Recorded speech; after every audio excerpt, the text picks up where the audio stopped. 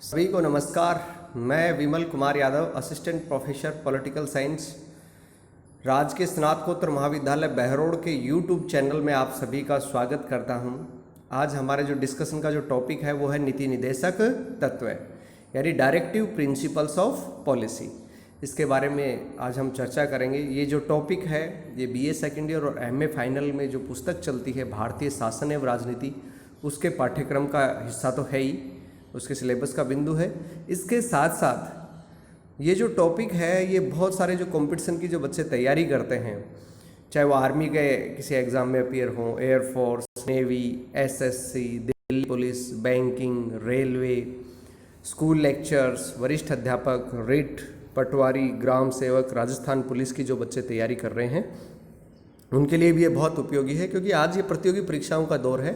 तो पाठ्यक्रम के साथ साथ हमारी प्रतियोगी परीक्षाओं की तैयारी भी होती रहे, तो हमारे कॉलेज की फैकल्टी इस बात पर ध्यान दे रही है कि बच्चा कंपटीशन के लिए भी जो है पात्र हो सके।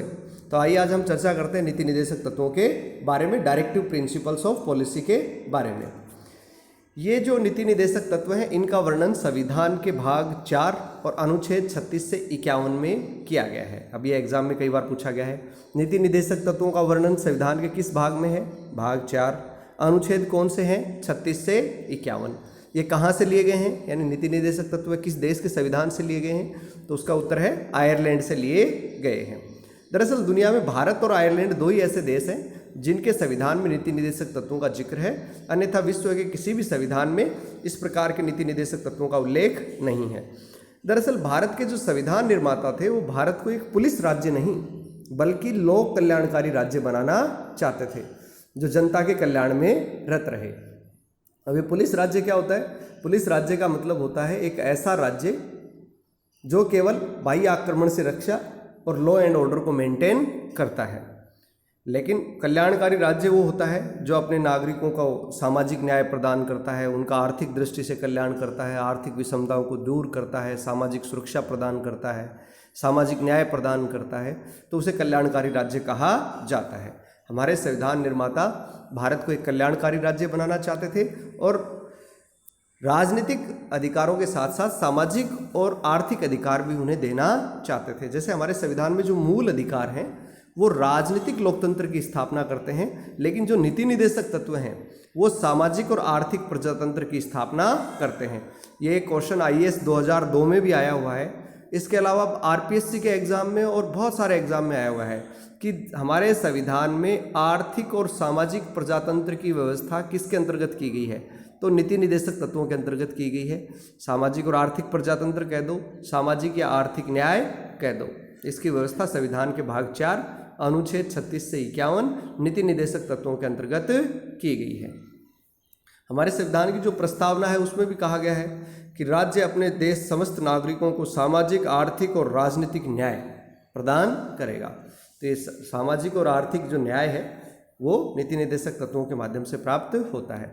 जो संविधान का अनुच्छेद 36 से 51 है, तो अनुच्छेद जो 36 है उसमें राज्य शब्द को परिभाषित किया गया है। अनुच्छेद 36 में लिखा गया है कि राज्य की क्या परिभाषा है। राज्य की इस परिभाषा के अंदर केंद्र सरकार, केंद्र की संसद, राज्य सरकार, राज्यों के विधानमंडल, हमारी जो विधानसभा है वो, और ये जो हमारे जो स्थानीय जो निकाय हैं वो, और सभी स्थानीय प्राधिकारी राज्य की परिभाषा में शामिल हैं। तो अनुच्छेद 36 में राज्य शब्द को परिभाषित किया गया है। अनुच्छेद 37 में लिखा गया है कि यद्यपि नीति निदेशक तत्व न्यायबाध्य नहीं है। इसका मतलब क्या हुआ कि नीति निदेशक तत्वों को लागू कराने के लिए कोई व्यक्ति न्यायालय की शरण नहीं ले सकता, ये न्यायबाध्य नहीं है, वाद योग्य नहीं है, लेकिन देश के शासन में मूलभूत हैं और कानून बनाते समय राज्य इस बात का ध्यान रखेगा कि नीति निदेशक तत्वों को लागू किया जाए। यानी ये राज्य का कर्तव्य है कि कानून बनाते समय वो नीति निदेशक तत्वों का प्रयोग करेगा। तो ये अनुच्छेद 37 भी कई बार एग्जाम में पूछा जाता है कि नीति निदेशक तत्व न्यायबाध्य नहीं है। ये कौन से अनुच्छेद में है? अनुच्छेद 37 में है। लेकिन अनुच्छेद 37 ये भी कहता है कि ये देश के शासन में मूलभूत हैं और कानून बनाते समय इन तत्वों को लागू करना राज्य का कर्तव्य होगा। दरअसल इनको वाद योग्य क्यों नहीं बनाया गया, न्याय योग्य क्यों नहीं बनाया गया, ये एक बड़ा प्रश्न है कि भाई जैसे मूल अधिकार हैं, न्याय योग्य हैं, अगर व्यक्ति के मूल अधिकारों का उल्लंघन होता है तो अनुच्छेद 32 के तहत न्यायालय की शरण ले सकता है। लेकिन नीति निर्देशक तत्वों का यदि अतिक्रमण होता है तो क्या व्यक्ति न्यायालय की शरण ले सकता है? नहीं ले सकता, क्योंकि अनुच्छेद 37 वाद योग्य नहीं है। तो संविधान निर्माताओं ने इनको संविधान में शामिल किया लेकिन वाद योग्य नहीं बनाया। इसके पीछे कारण ये है कि हमारे संविधान निर्माता ये जानते थे कि देश के आर्थिक संसाधन बहुत कम है, गरीबी है, और अगर नीति निर्देशक तत्वों को तत्काल लागू करेंगे तो देश पर इतना आर्थिक भार बढ़ जाएगा कि राज्य उस भार को सहन नहीं कर सकेगा। तो संविधान निर्माताओं ने ये सोचा कि इनको संविधान के मार्गदर्शक सिद्धांत के रूप में शामिल कर लेते हैं। जो जो राज्य के आर्थिक संसाधन बढ़ेंगे, देश की आर्थिक स्थिति सुदृढ़ होगी, वैसे वैसे इनको लागू कर दिया जाएगा। तो कहने का मेरा मतलब ये है कि इनको इस आधार पर भविष्य के लिए छोड़ दिया गया कि जब राज्य के आर्थिक हालात ठीक हो जाएंगी तो राज्य इनको लागू कर देगा। केटी शाह ने भी कहा था कि राज्य के नीति निर्देशक तत्व एक ऐसा चेक है जो बैंक की सुविधानुसार अदा किया जाता है, अर्थात जैसे जैसे राज्य के आर्थिक संसाधन बढ़ते जाएंगे इनका क्रियान्वयन किया जाएगा। अनुच्छेद 36 में आपको बता चुका हूँ कि राज्य शब्द का वही अर्थ है जो अनुच्छेद 12 भाग 3 में दिया गया है कि राज्य से अभिप्राय है केंद्र सरकार, संसद, राज्य सरकार, विधानमंडल और भारत या राज्य सरकार के अधीन जो स्थानीय और अन्य प्राधिकारी हैं वो राज्य शब्द की परिभाषा में शामिल है। अब नीति निर्देशक तत्वों का जो है वर्गीकरण किया गया है कि कुछ जो है आर्थिक न्याय से संबंधित हैं, कुछ सामाजिक सुरक्षा से संबंधित हैं, कुछ सामाजिक न्याय से संबंधित हैं, कुछ उदारवादी हैं, कुछ गांधीवादी हैं। ऐसे करके नीति निर्देशक तत्वों का वर्गीकरण किया गया है।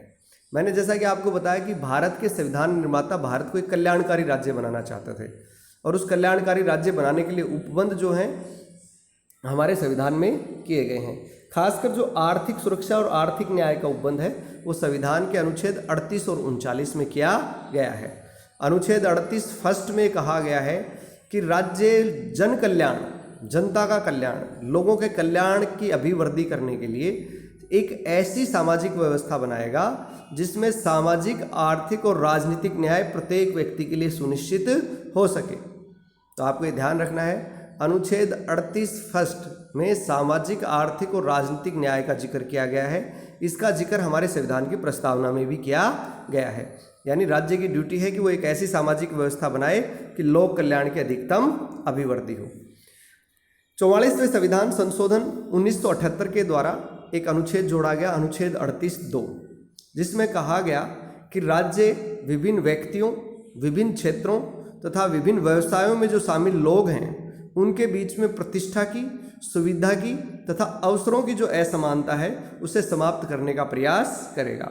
यानी लोगों की सभी की प्रतिष्ठा समान होगी, लोगों सुविधाएं भी सभी लोगों को समान मिलेंगी और अवसर भी सभी लोगों को समान मिल सके, इसका प्रयास राज्य करेगा।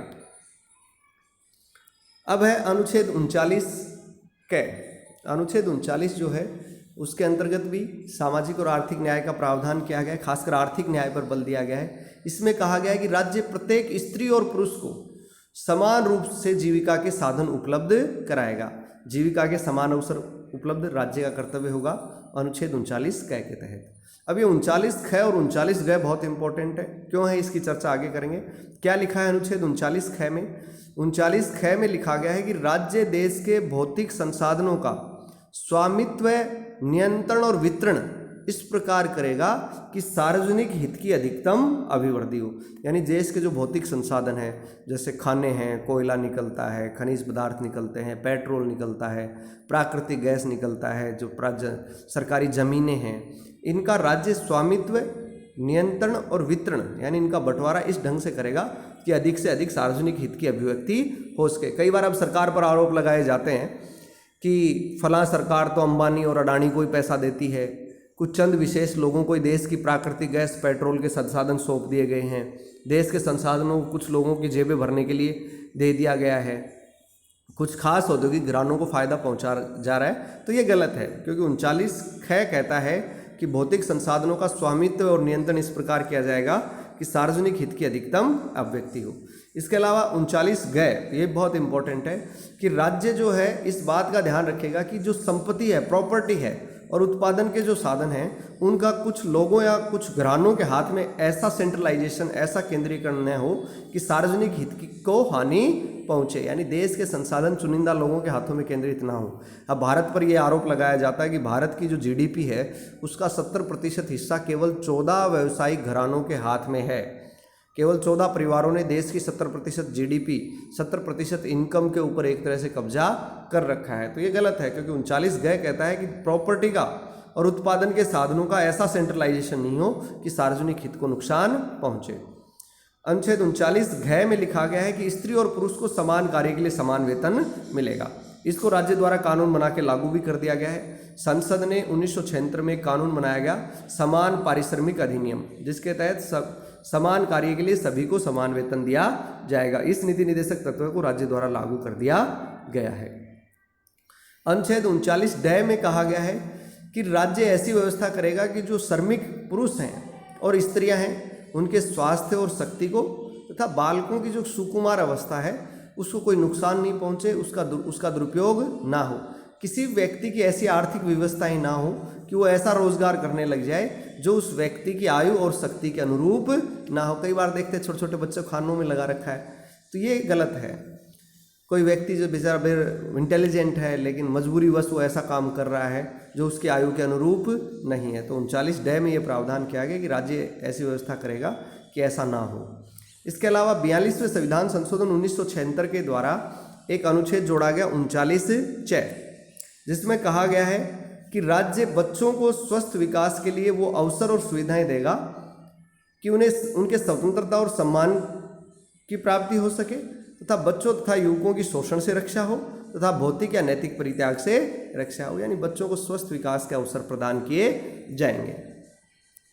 कहने का मतलब हमारे यहाँ अनुच्छेद 38 और 39 जो है वितरणात्मक न्याय की व्यवस्था करते हैं ताकि नागरिकों के बीच जो आर्थिक असमानता है कि एक आदमी के पास तो बेहिसाब प्रॉपर्टी है ना, मुकेश अंबानी के पास 400 करोड़ का तो बंगला है, उसका क्या पता कितनी की प्रॉपर्टी है, लेकिन एक आदमी ऐसा जो फुटपाथ पे सोने के लिए मजबूर है। तो ये जो आर्थिक असमानता है इसको कम किया जा सके। इसके अलावा सर्वोच्च न्यायालय ने रणधीर सिंह बनाम भारत संघ मामले में कहा गया है कि समान कार्य के लिए समान वेतन का अधिकार जो है मूल अधिकार नहीं है, लेकिन एक संवैधानिक लक्ष्य है, और यदि समान कार्य के लिए समान वेतन नहीं दिया जाता तो अनुच्छेद 32 के तहत सर्वोच्च न्यायालय कार्रवाई कर सकता है। अब है सामाजिक सुरक्षा संबंधी निर्देशक तत्व। सामाजिक सुरक्षा, समाज का जो कमजोर तबका है, वंचित तबका है, स्त्रियां हैं, बच्चे हैं, श्रमिक हैं, पिछड़े वर्ग हैं, अनुसूचित जाति और जनजाति हैं, समाज के कमजोर तबकों की सुरक्षा के लिए भी नीति निर्देशक तत्वों में प्रावधान किए गए हैं। अनुच्छेद 41 में कहा गया है कि राज्य सभी नागरिकों को उनकी योग्यता के अनुसार रोजगार और शिक्षा मिल सके, ऐसा प्रयास करेगा।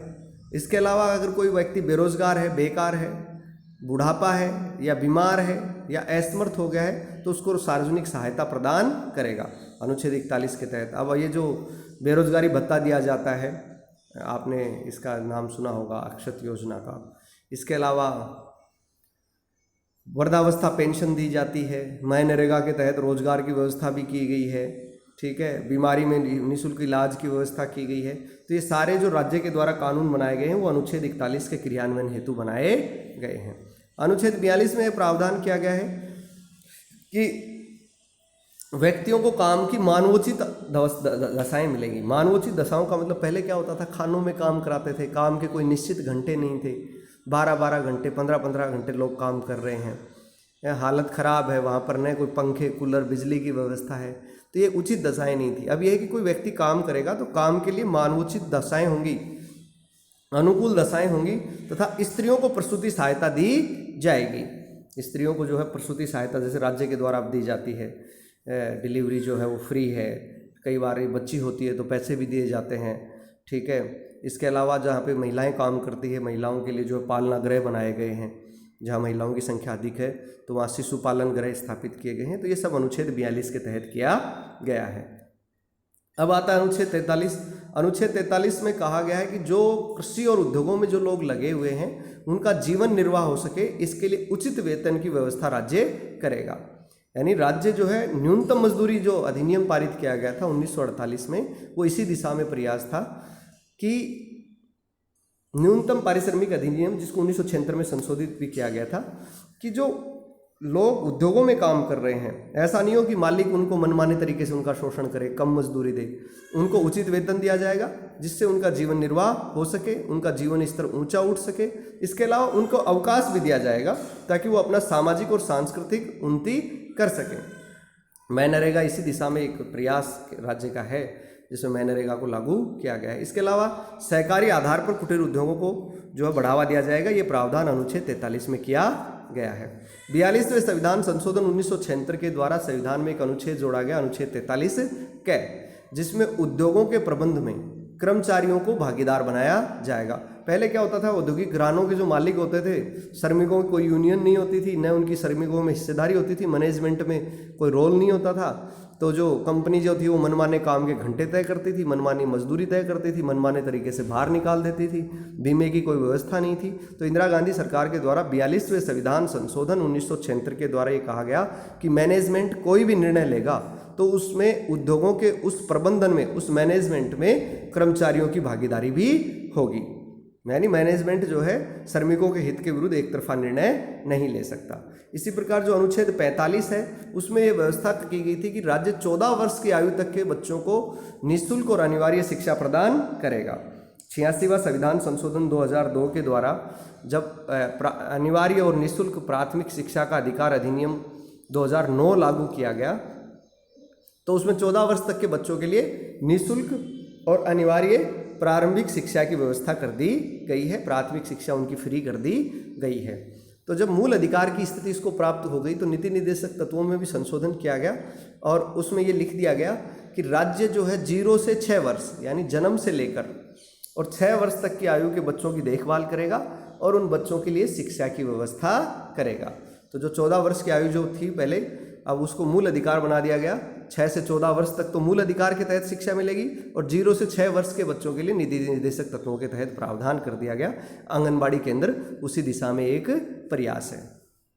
अनुच्छेद 46 में कहा गया है कि राज्य जो जनता के दुर्बल वर्ग हैं, खासकर अनुसूचित जाति और जनजाति, उनकी शिक्षा की तथा उनके आर्थिक हितों की रक्षा करेगा, उसकी उन्नति करेगा तथा सामाजिक अन्याय और शोषण से दुर्बल वर्गों, अनुसूचित जाति और जनजाति की रक्षा करेगा।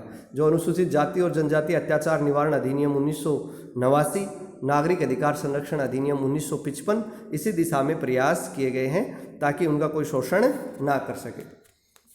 अब आता है अनुच्छेद 47। अनुच्छेद 47 में कहा गया है कि राज्य लोगों के जीवन स्तर को, उनकी लाइफ स्टाइल को और उनके स्वास्थ्य को सुधारने के लिए प्रयत्न करेगा तथा जो ऐसे मादक पदार्थ जो स्वास्थ्य के लिए हानिकारक हैं उनके सेवन पर प्रतिबंध लगाएगा। यद्यपि मादक पदार्थों का औषधि के रूप में प्रयोग वर्जित नहीं किया गया है, ये प्रावधान अनुच्छेद 47 में किया गया है।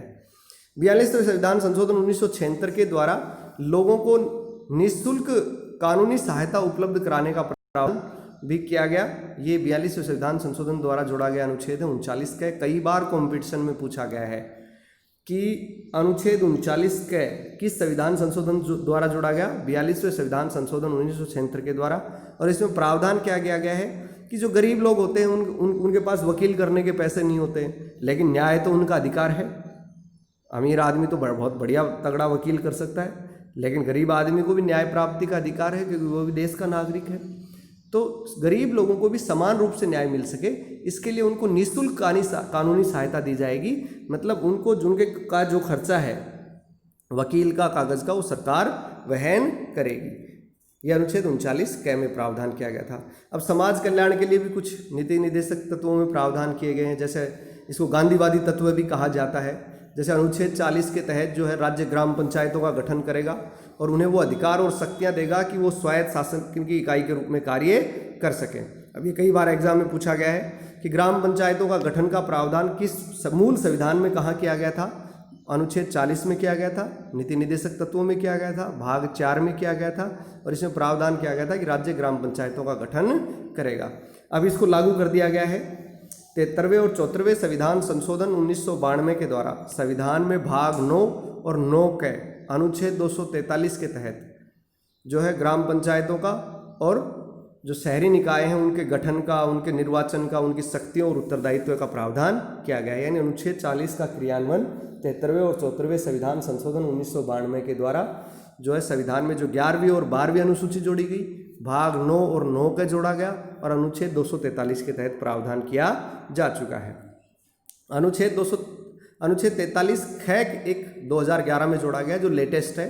97वां संविधान संशोधन 2011 में जो हुआ उसके तहत अनुच्छेद 43 ख जोड़ा गया है। उस 43 ख में कहा गया है कि राज्य सहकारी समितियों के गठन को, उनके स्वतंत्र संचालन को, उनके डेमोक्रेटिक कंट्रोल को यानी लोकतांत्रिक नियंत्रण को तथा प्रोफेशनल मैनेजमेंट यानी व्यावसायिक प्रबंधन को बढ़ावा देगा।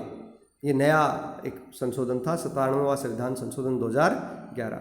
ये अनुच्छेद 44 को लेकर बड़ा विवाद रहता है क्योंकि भाजपा सरकार के घोषणा पत्र में चीज़ शामिल रहती है कि हम समान नागरिक संहिता लागू करेंगे, यानी एक देश एक कानून की व्यवस्था लागू होगी, अलग अलग धर्म संप्रदायों के आधार पर अलग अलग कानून नहीं होंगे।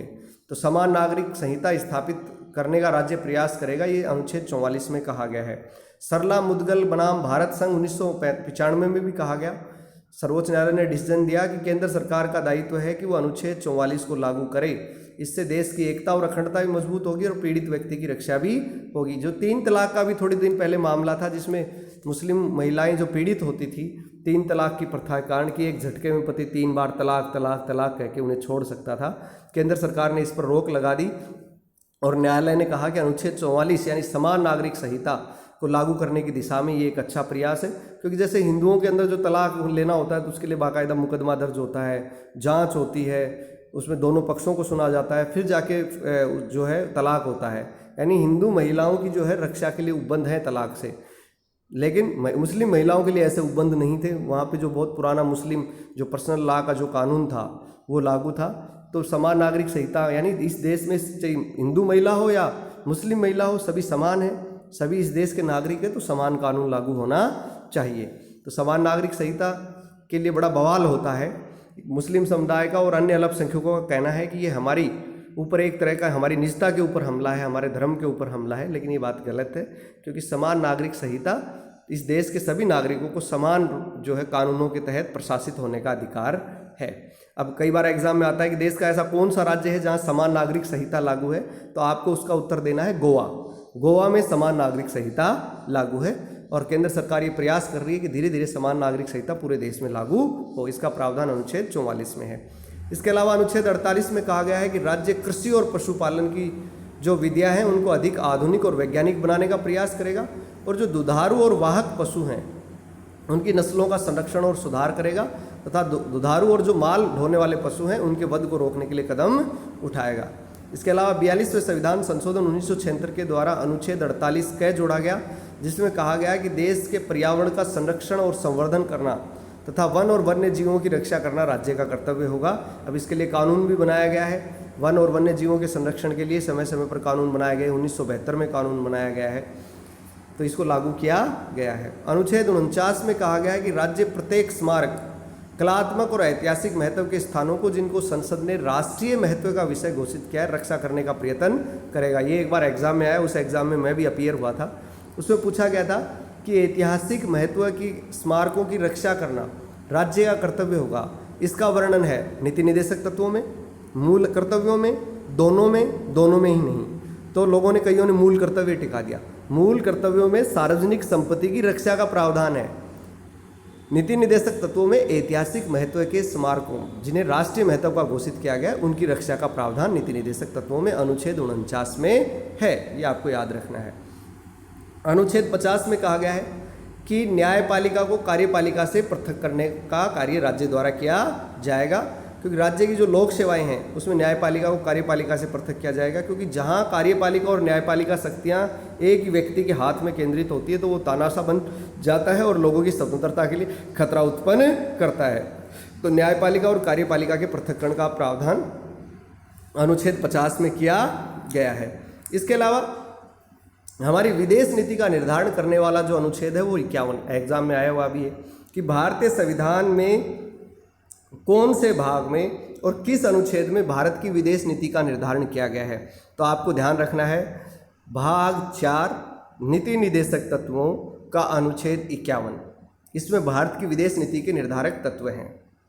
कौन कौन से निर्धारक तत्व हैं इसमें विदेश नीति के? कि हम अंतर्राष्ट्रीय शांति और सुरक्षा में अभिवृद्धि करेंगे, यानी हमारी विदेश नीति ऐसी होगी कि हम अंतर्राष्ट्रीय शांति और सुरक्षा में वृद्धि करें। राष्ट्रों के बीच न्यायपूर्ण और सम्मानपूर्ण संबंध स्थापित करेंगे। राष्ट्रों के आपसी व्यवहार में हम अंतर्राष्ट्रीय कानूनों और संधियों के प्रति आदर का भाव बढ़ाएंगे और जो भी अंतर्राष्ट्रीय झगड़े हैं उनको मध्यस्थता द्वारा सुलझाने का प्रयत्न करेंगे। तो ये आपको याद रखना है कि अनुच्छेद 51 जो है हमारी विदेश नीति का निर्धारण करता है। भाग 4 नीति निदेशक तत्व। तो आज हमने इस वीडियो में देखा कि किस प्रकार नीति निदेशक तत्वों के द्वारा सामाजिक और आर्थिक न्याय की स्थापना की गई है, सामाजिक आर्थिक प्रजातंत्र की स्थापना की गई है, कल्याणकारी राज्य की दिशा में कदम उठाए गए हैं, सामाजिक सुरक्षा दी गई है, गांधी जी के सपनों को साकार करने के लिए इसमें प्रयास किया गया है। वाद योग्य इसलिए नहीं बनाया गया क्योंकि जो जो राज्य के आर्थिक संसाधन बढ़ेंगे राज्य इनको लागू करता रहेगा। तो जैसे हमारे देश की आर्थिक स्थिति सुधरी है, धीरे धीरे अनेक कानून बनाकर हमने नीति निदेशक तत्वों को लागू करने का प्रयत्न किया है। उम्मीद है ये वीडियो आपको पसंद आएगा। आपका अब जो असाइनमेंट है उसमें है कि आप नीति निदेशक तत्वों का अर्थ स्पष्ट करेंगे कि नीति निदेशक तत्व क्या हैं और भारतीय संविधान के अंदर जो विभिन्न अनुच्छेद मैंने आपको बताए हैं उन अनुच्छेदवार आप इन नीति निदेशक तत्वों का वर्णन करेंगे। ये असाइनमेंट आप कॉलेज के व्हाट्सएप ग्रुप में डालेंगे या व्यक्तिगत रूप से मेरे व्हाट्सएप नंबर पर भी आप भेज सकते हैं। कोई समस्या हो तो आप मुझसे संपर्क कर सकते हैं। अपने जो कॉलेज का व्हाट्सएप ग्रुप बनाया हुआ है उसमें भी आप अपनी समस्या रख सकते हैं या यूट्यूब के कमेंट बॉक्स में भी आप अपनी समस्या लिख सकते हैं। उसका उचित समाधान हमारे द्वारा किया जाएगा। ये वीडियो यदि आपको पसंद आ रहा है तो इसे लाइक करें, सब्सक्राइब करें और शेयर करें ताकि अधिक से अधिक विद्यार्थियों तक ये पहुंच सके। इसका लाभ इस कोरोना लॉकडाउन की स्थिति में ज़्यादा से ज़्यादा स्टूडेंट्स को मिल सके। आप सभी का बहुत बहुत आभार, बहुत बहुत धन्यवाद। Thank you.